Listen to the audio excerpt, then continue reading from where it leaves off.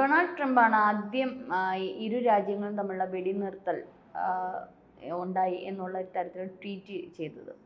പക്ഷേ അത് ഇപ്പോൾ കോൺഗ്രസ് ഇടതുപക്ഷം അതെടുത്ത് പല രീതിയിൽ വ്യാഖ്യാനിക്കുന്നുണ്ട്.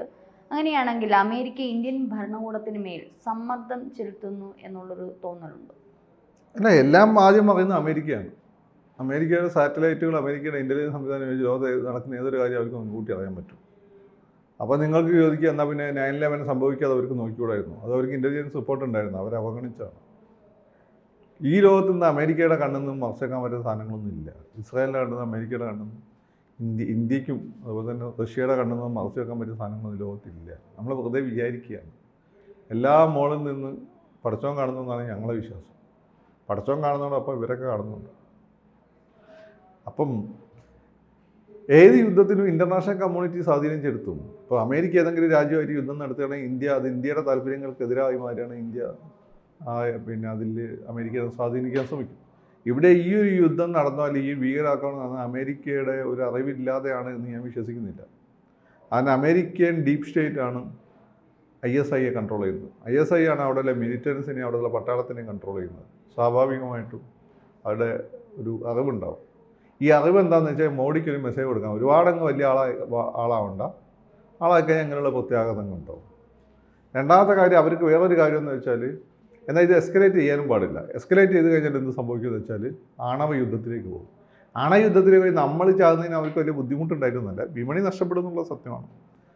അതിലുപരിയായിട്ട് അവർക്കുള്ള പേടി ആണവ യുദ്ധം എവിടെ നിൽക്കുമെന്ന് പറയാൻ പറ്റില്ല. വൈഎസ്എൻ്റെ കയ്യിൽ 10-90 പോർമുനകളുണ്ടെന്നാണ് പറയുന്നത്. ഇന്ത്യയുടെ കയ്യിലൊരു 1000 അല്ല 100 ഇന്ത്യയുടെ കയ്യിലുണ്ടെന്ന് തോന്നുന്നു. ഈ 100 ഒരു 10 ഇന്ത്യ 100 അവർ ഉപയോഗിച്ച് കഴിഞ്ഞാൽ ഇത് ഈ ഇന്ത്യൻ്റെ അതിർത്തിനുള്ളിൽ നിൽക്കില്ല. പിന്നെ ഈ പറയുന്ന ടെക്നോളജി മറ്റ് സ്ഥലങ്ങൾക്ക് പൊലിഫറേറ്റ് ചെയ്യും. അതാണ് അവർക്ക് പേടി. അപ്പം നമ്മൾ വിചാരിക്കുന്നതിനപ്പുറത്തുള്ള കളികൾ ഇതിന് പിന്നാലെ നടക്കുന്നുണ്ട്. പല സ്ഥലത്തും നിങ്ങൾ കണ്ടില്ലേ, ചില ഗുണ്ടകളൊക്കെ വന്ന് ചില ഗുണ്ടകൾ വെട്ടും, ചില ഗുണ്ടകൾ ഭീഷണിപ്പെടുത്തി പോകും. അത് അയക്കുന്നവൻ പറയുന്നതാണ് ഭീഷണിപ്പെടുത്തിയാൽ മതി, വെട്ടണ്ടെന്നുള്ളത്. മറ്റേ മംഗലശ്ശേരി നീലകണ്ഠൻ കല്ലൻ ചാക്കോനെ അയക്കുന്നില്ലേ? കല്ലൻ ചാക്കോനെ അയക്കുന്നത് തല്ലാൻ വേണ്ടിയിട്ടാണ്. കല്ലൻ ചാക്കോ ഒരു വിശ്വസിക്കാൻ കൊള്ളാത്ത ആളായതുകൊണ്ട് മറ്റേ ആളെ കൊന്നു, നമ്പ്യാരെ കൊന്നു. അതിൻ്റെ വില മംഗലശ്ശേരി നീലകണ്ഠൻ വലിയ രീതിയിൽ കൊടുക്കേണ്ടി വന്നു എന്ന് പറയുന്ന പോലെയാണ്. അതുകൊണ്ട് ഇതൊക്കെ പക്ഷേ അമേരിക്ക വിചാരിച്ചതിൻ്റെ കളി നിന്നിട്ടുള്ളത്.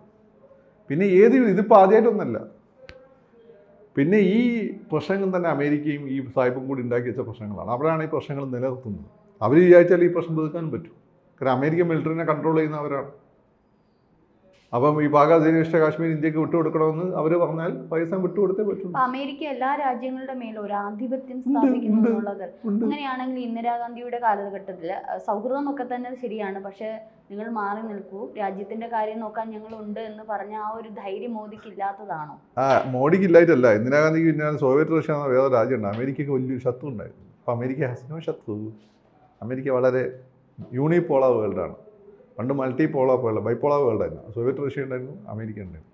ഇപ്പോൾ അമേരിക്ക മാത്രമേ ഉള്ളൂ. റഷ്യ പോലെ അമേരിക്കനെ ഡിപ്പെൻഡ് ചെയ്യുന്നുണ്ട്. അപ്പോൾ അതുകൊണ്ട് ഇന്ദിരാഗാന്ധിക്ക് ഇന്നാണെങ്കിൽ അത് പറയാൻ പറ്റില്ല. ഇന്ദിരാഗാന്ധിക്ക് ഇല്ലാത്ത അഡ്വാൻറ്റേജ് മോഡിക്കുണ്ട്. ഇന്ത്യ കൂടുതൽ സൈനികമായി ശക്തമാണ്, കൂടുതൽ സാമ്പത്തികമായി ശക്തമാണ്, കൂടുതൽ ഇൻ്റഗ്രേറ്റഡ് ആണ്. പിന്നെ അത്ര അമേരിക്ക അത്രമാത്രം ശത്രുവല്ല. എന്നാൽ സോണിയാഗാന്ധിക്ക് ഉണ്ടായാലും പല അപ്പുറത്ത് സോവിയറ്റ് റഷ്യ എന്നുള്ള വലിയൊരു ശക്തി ഉണ്ടായിരുന്നു. അമേരിക്കക്കെതിരെ അവർ ഇന്ത്യയുടെ കൂടെ നിൽക്കുകയായിരുന്നു. പക്ഷേ ആ ശക്തി ഇപ്പം ഇല്ല. ഇതൊക്കെയാണ് കാര്യം. ബാക്കി മോഡിയും ഇന്ദിരാഗാന്ധി ഏതാണ്ട് ഒരേ ഫയർ പവർ ഉള്ള ആളുകളാണ്. രണ്ടുപേരും ജീവിതം ഒരുപാട് തിക്താനുഭവങ്ങളിലൂടെ കടന്നു. ഒരാൾ വലിയ കുടുംബത്തിലേക്ക് എത്ര വലിയ കുടുംബത്തിൽ ജനിച്ചാലും ഒരു സ്ത്രീ കടന്നു പോകുന്ന അവസ്ഥ എന്ന് വെച്ചാൽ എപ്പോഴും ഒരു താഴെ തട്ടിലുള്ള കഷ്ടപ്പെടുന്ന പുരുഷൻ കടന്നു പോകുന്ന അവസ്ഥയെക്കാട്ടും കഷ്ടമായിരുന്നു. ഇന്ദിരാഗാന്ധിയുടെ ആത്മകഥയെ അവരെ ബന്ധപ്പെട്ട് എഴുതിയ ആളുകളെയൊക്കെ എടുത്ത് വായിച്ചാൽ നിങ്ങൾ ഇന്ദിരാഗാന്ധി അനുഭവിച്ച പീഡന പർവ്വങ്ങൾ നിങ്ങൾക്ക് മനസ്സിലാവും. അത് ഇന്ദിരാഗാന്ധി അയൺ ലേഡിയേക്ക് മാറ്റിയിട്ടുണ്ട്. അത് അവർ മാത്രമല്ല, നമ്മുടെ നാട്ടിൽ തന്നെയുള്ള വലിയ കുടുംബത്തിലെ സ്ത്രീകൾ നിങ്ങൾ എടുത്തു നോക്കിയാൽ അവർ പലപ്പോഴും വളരെ പവർഫുള്ളായിരിക്കും. കാരണം സ്ത്രീകൾ അനുഭവിക്കുന്ന ആരും കാണില്ല. ഈ പൈസയുടെ ഈ പ്രതാപത്തിനെ പോലെ പലപ്പോഴും ആണുങ്ങൾക്കാണ് കൂടുതലേക്ക് കിട്ടുക. ഇന്ത്യയുടെ സ്ത്രീകൾ അനുഭവിക്കുന്ന സ്ത്രീകൾക്ക് മാത്രമേ അറിയുള്ളൂ. അതാണ് ഇന്ദിരാഗാന്ധിയുടെ. അപ്പോൾ ആ അർത്ഥത്തിൽ മോഡി ഇന്ദിരാഗാന്ധി ഒരേപോലെ പവർഫുള്ളായിരുന്നു. ഇന്ദിരാഗാന്ധിക്ക് ശേഷം അത്രയും പവർഫുള്ളായിട്ടുള്ള ആൾ മോഡിയായിരുന്നു. അപ്പം അതുകൊണ്ട് ഇത് ഈ പറയുന്നതിൽ അമേരിക്ക സ്വാധീനം ചെലുത്തും. ഞാൻ പറയുന്നത് ഇപ്പോൾ അമേരിക്ക ഒരു മൂന്നാമത്തെ കക്ഷി വന്ന് ഞങ്ങൾക്കിടയിൽ കളിക്കുന്നതാണ് ഇന്ത്യ പാകിസ്ഥാനും പറയുന്നത്. മൂന്നാമതല്ല 4ാമത്തെ കക്ഷി വന്ന് കളിച്ചാൽ ഈ പ്രശ്നം തീർത്ത് പോട്ടെ എന്ന്. പക്ഷെ കാരണം അവരുണ്ടാക്കുന്ന പ്രശ്നമാണ്, അവരുണ്ടാക്കിയ പ്രശ്നമാണ്, അവർ നിലനിർത്തുന്ന പ്രശ്നമാണ്. ഇത് ഇന്ത്യയോ പാകിസ്ഥാനോ ഒന്നും അല്ല ഇതിന് പിന്നിൽ. അവർക്ക് ഇവിടെ ഇടപെടാൻ വേണ്ടി അവർ ചെയ്തു. അവർ ഒരുപാട് അജണ്ട ഉണ്ടാവും. ഇവിടെ ആയുധങ്ങൾ വിൽക്കണം, ഇവിടെ ചൈനേൻ്റെ മുകളിൽ കണ്ണെപ്പോഴും ഉണ്ടാവണം, ഈ രാജ്യം വികസിക്കരുത്, അവരുടെ അടുത്ത് വളർന്നു പോകരുത്, വികസിക്കുമ്പോൾ ഒരു യുദ്ധം ഉണ്ടാക്കണം.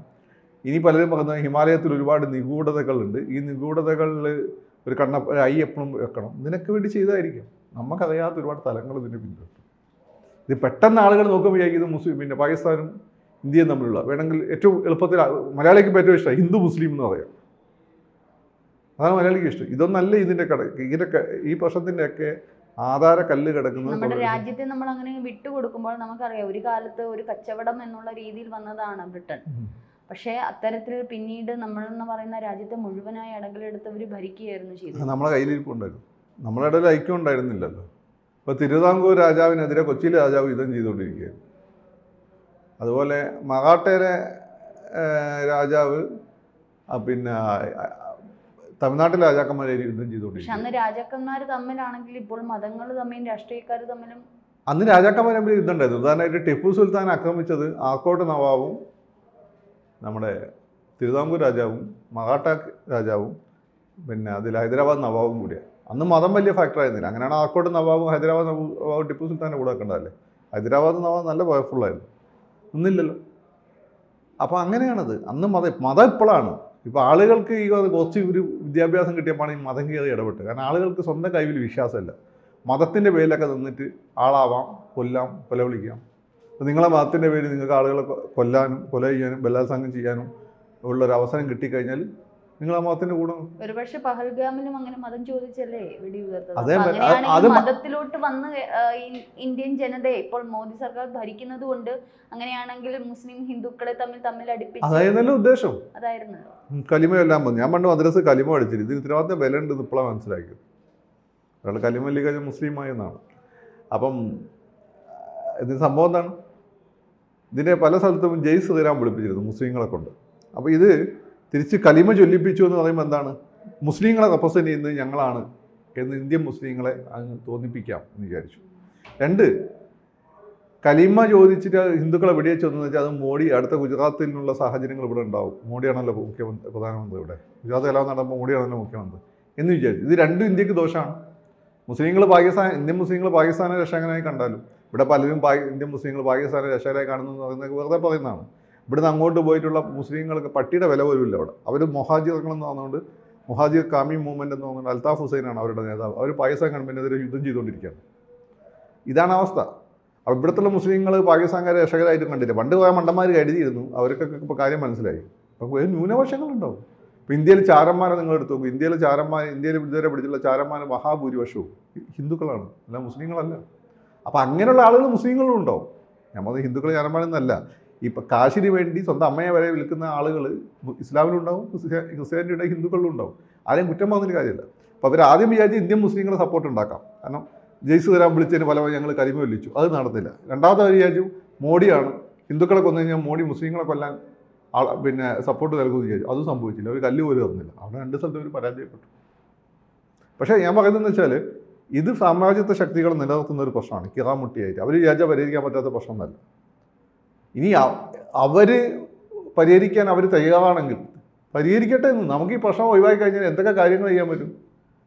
മോഡി പണ്ട് പറഞ്ഞ പോലെ ഈ കാശ്മീരിലും മറ്റേ ഈ അതിർത്തി പ്രശ്നങ്ങൾ അവിടെ സൈന്യത്തിന് വേണ്ടി നമ്മൾ ചെലവഴിക്കുന്ന കാശുണ്ടെങ്കിൽ നമ്മുടെ ഗവൺമെൻറ്റിന് രജനിക്ക് ഒരു ഫ്ലാറ്റും കൂടി ഫ്രീ ആയിട്ട് വെച്ചുതരാം. എനിക്ക് വേണം ഒരു കാവും കൂടി തരാൻ പറ്റും, മേടിച്ചു തരാൻ പറ്റും.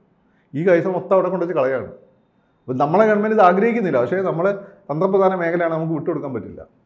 അപ്പം അവരിടപെട്ട് ഈ പ്രശ്നം പരിഹരിക്കുകയാണെങ്കിൽ പരിഹരിക്കട്ടെ. ഇത് നമ്മളൊരു രാഷ്ട്രീയ പാർട്ടിയെ സമ്മതിക്കുന്നില്ല. ഞാൻ പറയുന്നത് ഇതാണ്, ചൈന അല്ല പാകിസ്ഥാൻ ആരിടപെട്ടാലും ഈ പ്രശ്നം തീരുമെങ്കിൽ, ഇന്ത്യക്ക് അതിന് നഷ്ടം വരില്ലെങ്കിൽ തീരുന്നതാണ് നല്ലത്.